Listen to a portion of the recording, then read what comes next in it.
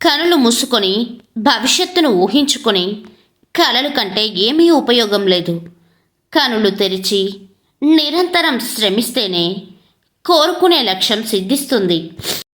ఒకరు నీకు చెడు చేసినంత మాత్రాన నువ్వు వారికి చెడు చెయ్యనవసరం లేదు. వాళ్ళే చెడిపోతారు. కొలనులో నీటి ప్రశాంతతను రాయి తాత్కాలికంగా చెడగొట్టవచ్చు, కానీ కాసేపటికి నీరు తేరుకొని నిర్మలంగా ఉంటుంది. రాయి మాత్రం అడుగునే ఉండిపోతుంది. మనసుపై నియంత్రణ లేకపోతే తప్పు నిర్ణయాలు తీసుకుంటాం, ఇతరులపై కోపం చూపిస్తాం, చివరికి మనమే నష్టం చేసుకుంటాం. అవినీతి ఒంటరిగా బ్రతకలేదు, నలుగురి సహాయం కావాలి. నీతికి ఎవరి తోడు అవసరం లేదు, ఒంటరిగా అయినా జీవించగలదు.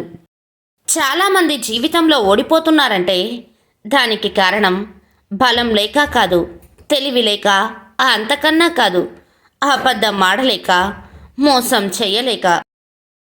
అవసరానికి వాడుకునేవారు నీడ వంటివారు. వాళ్ళు కేవలం మన చుట్టూ కాంతి ఉన్నప్పుడే కనిపిస్తారు. ఒక్కసారి మనకు కష్టం వస్తే మాయమైపోతారు. బాధలో ఉన్నవారిని చూసి నవ్వద్దు. రేపు నీకు ఆగతి రావచ్చు, జాగ్రత్త. మనిషిలో 3 రూపాలు ఉంటాయి. మొదటి రూపం ప్రపంచానికి చూపిస్తారు. రెండవ రూపం కుటుంబానికి, ప్రాణ స్నేహితులకు మాత్రమే చూపిస్తారు. మూడవ రూపం ఎవరికీ చూపించరు. అదే మనిషి అసలు స్వరూపం. కన్నీటి నుండి కసి పుట్టాలి. అవమానాల నుండే అనుకున్న లక్ష్యాన్ని సాధించాలని పట్టుదల రావాలి.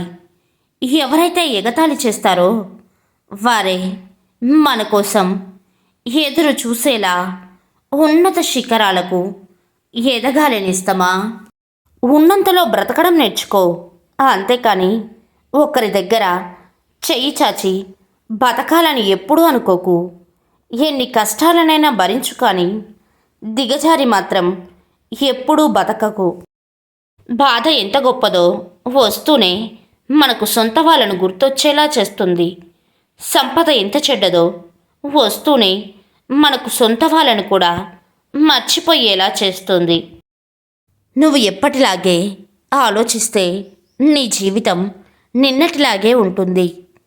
రేపటి జీవితం కొత్తగా ఉండాలంటే ఈరోజే కొత్తగా ఆలోచించాలి నేస్తమా. ఈ లోకంలో అతిపెద్ద ద్రోహం ఏంటో తెలుసా?